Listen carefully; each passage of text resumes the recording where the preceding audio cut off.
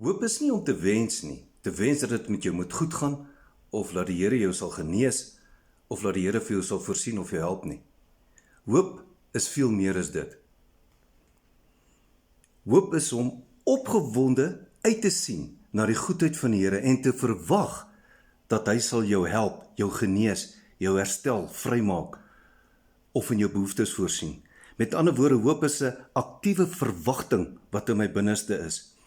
Want God is goed en hy gee vir jou sy liefde, sy guns, sy goedheid, sy vrede, genesing, beskerming en soveel meer. Maar hoe kry ek hoop? Psalm 119 sê, Here, u woord en u beloftes gee my hoop. En wanneer ek aanhou hoop, gaan dit oor in geloof, want geloof is 'n vaste vertroue op die dinge wat ons hoop. So kom ons bid. Vader, ek kom vandag in hoop en geloof na u toe, en ek dank u vir u liefde, u goedheid, u genesing, herstel en voorsiening in my lewe.